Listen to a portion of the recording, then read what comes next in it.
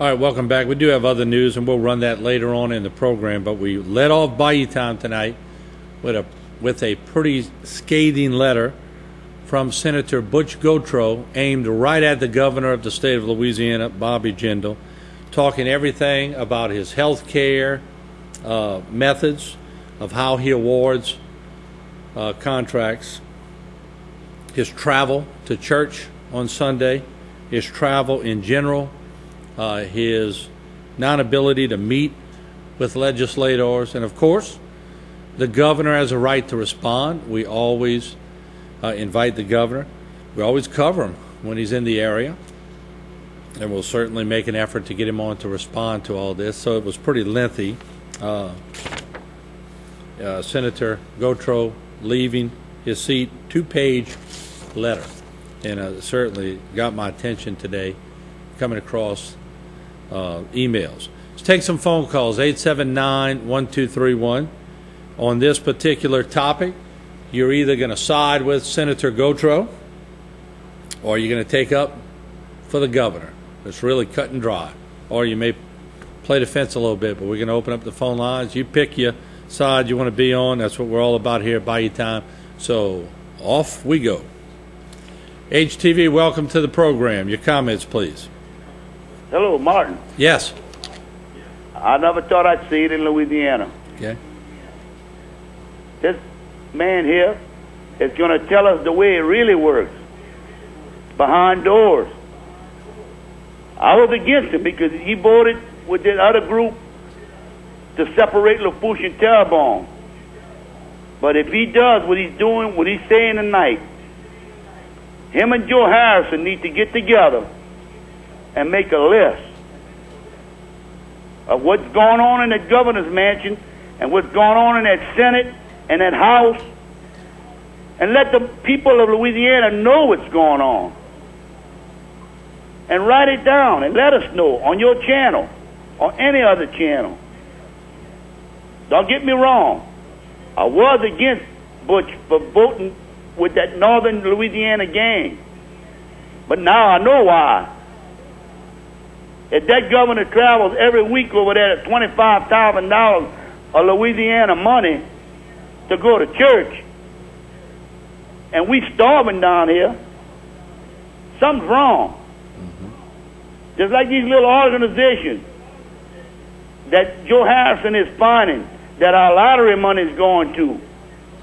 They need to publicize all this and let the people of Louisiana know. This lottery money was made for education, and that's where it should go, strictly education. And that's all I got to say. All right. And hats off to Butch Gautreaux. All right, appreciate the call tonight. And they need more politicians like him to bring to the public what is going on in Baton Rouge. Thank you, Martin. Thank you. Appreciate the call. HTV, welcome to the program. Your comment tonight. Say, Martin? Yes. I want to congratulate Butch Gautreaux. Okay. The reason why? He had enough gall and gumption to stand up. He didn't resign his position in the Senate to take another job someplace. His term limitation's up. But all of a sudden, he put the dirty laundry out where it needs to be. And you know how long this has been going on in this state, Martin? You ain't come here on a snap bean truck after midnight, brother. You know what's going on. Everybody else knows what's going on. We got the best politicians in the state and in the world that can be considered just like a puppet. You know, when you used to have the puppets on the strings. Butch Gautreaux finally had enough nerve to come up, because he can't put out these things without some truth to them. Because if he did, they would get in for libel. Am I right or wrong? Yep, absolutely. I mean, he just put out the facts and the fiction. Well, now, of course, these are alleged. I got to say it as a reporter. The governor has a chance to rebut them, and they're strictly numbers that were given to me by Senator Gautreaux. But I would assume, and it's only assuming that Senator Gautreaux has researched, because he's the carrier of the news, and they do have a right to rebut it. But you're absolutely correct. I'm not denying what you're saying. The governor, because he's the governor, but you guys, he has dazzled people with brilliance and baffled them with BS for how long now? No, Don't tell me I don't know what the hell I'm talking about. No, I hear you loud and clear, and that's why we invite people to call up. And look, what baffles me the most about this story is why are we breaking this in Houma and Baton Rouge and New Orleans hadn't broke this? You what's good about that? You know what's good about that? You a small town boy.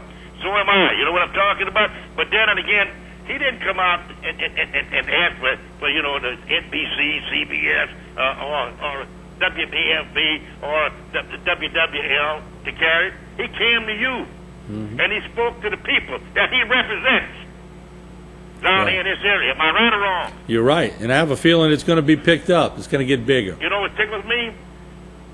I have nothing but due respect for Butch Gautreaux because he finally has put the laundry out to where it needs to be in the yard. Well, the letter certainly got my attention. It was a 2-page letter, and I looked at every word that you read, and I sit here and I looked at it. But it's something it's no fabrication of this. It's fact. All right. Well, we appreciate your opinion. Good to hear from you again. Take care of yourself, Bart. All right. Take care, Mr. Roan. HTV, welcome to Bayou Time. You're on the air. Go ahead, please. Hi. Yes, sir. Thanks. Yeah. Mr. Gautreaux was correct when he said this isn't a Republican or a Democrat matter. Mm-hmm. A year ago in the Gambit, they did an article with the Goodbye Gov, and it discusses how many people lost their jobs for disagreeing with Bobby Jindal. In the Gambit? Yes, sir. Okay. If you Google it, the Goodbye Gov, right, and you'll see that on February 10th of 2010. Last year, during all the budget cuts, I have a mentally handicapped sister who they have now at this point closed all the state centers. That's a long story, but we did so much research back then, and we went to national media with the Advocate and different TV stations, but I should have stuck locally.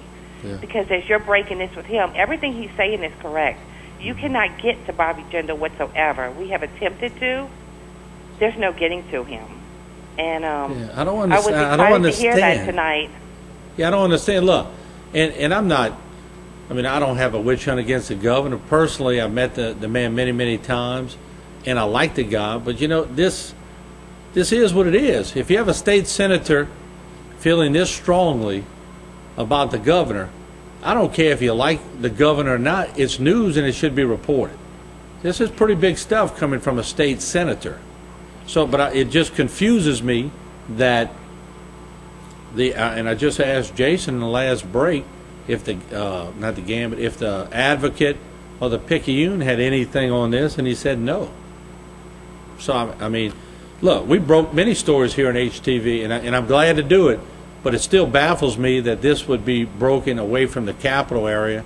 I know Butch is in our area, but we're glad to break them, but it still baffles me why this did not get more press. Well, I think he shields it. I think a lot of it gets censored, unfortunately. You may be right. You may be right, and I guess time will tell. We'll see in the next couple of days if any of this grows legs, and we'll see where it travels from here. Well, thank you so much for bringing attention to it. Well, thank you. We appreciate it. All right, we do have to take a break. When we come back, straight back to the phone lines, 879-1231. And as always, the governor is welcomed here on Bayou Time. We've had him on Bayou Time many times when he comes to cover different things. There's a lot of allegations thrown at him. He deserves equal time to defend himself. We'll give him that. Matter of fact, I'm going to call his office tomorrow and see if he wants to appear and see what happens. But, I mean, whenever a state senator writes a letter like this, I'm sure it gets pretty good attention. And I'm sure the governor has got a copy of this already. So we'll take a break. We'll be back 879-1231.